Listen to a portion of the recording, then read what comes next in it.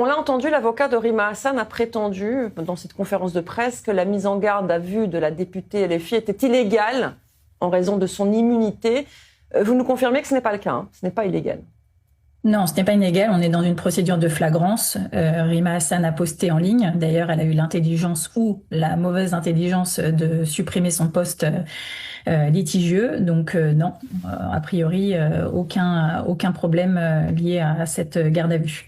Alors, l'avocat de Rima Hassan, encore lui, est allé encore plus loin hier en affirmant qu'il y avait une hausse des poursuites pour apologie du terrorisme depuis le 7 octobre, ce qui est vrai, hein, ce sont les faits. Mais je cite, il dit, après des plaintes d'associations engagées pour la défense d'Israël et la politique de son Premier ministre Benyamin Netanyahou. Fin de citation. Vous lui répondez quoi en disant cela, finalement, il dit que tous les juifs de France, si j'extrapole un petit peu, sont des pro-Bibi, des pro-Israël et qu'ils ne devraient pas porter plainte pour apologie du terrorisme? Alors, si je parle en qualité de présidente de l'association Action Avocat, nous sommes une association d'avocats apolitiques et laïques. Nous ne sommes pas que des avocats juifs et nous défendons l'état de droit. En l'occurrence, depuis le 7 octobre, il y a c'est totalement fulgurant dans l'augmentation et dans la libération de la parole. Et Madame Rima Hassan, je pense qu'elle sème la haine en ligne et elle favorise ce type de propos. Donc, elle se joue de la justice depuis maintenant 2 ans et demi. La justice a été manifestement assez intelligente pour attendre le bon moment pour, en l'occurrence, la mettre en garde à vue. Et elle n'a pas mis un garde à vue dans les autres dossiers. C'est que donc elle considérait que les éléments n'étaient pas suffisamment constitués. À force de se jouer de la justice, un jour, on se retrouve réellement devant la justice. Donc non, nous ne sommes absolument pas, en l'occurrence Action Avocat, nous ne sommes pas les porte-parole du gouvernement Netanyahou.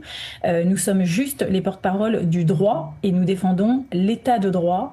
Et l'état de droit, il s'applique à tous, qu'on soit député européen ou pas.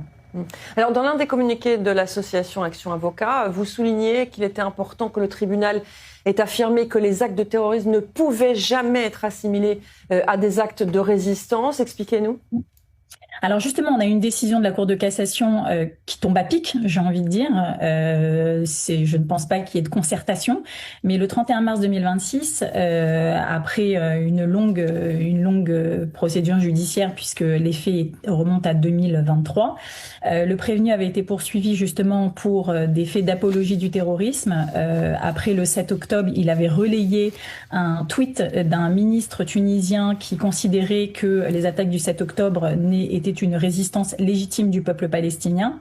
Et donc, il avait été poursuivi pour ces faits-là. La Cour d'appel en première instance, il a été condamné pour apologie du terrorisme.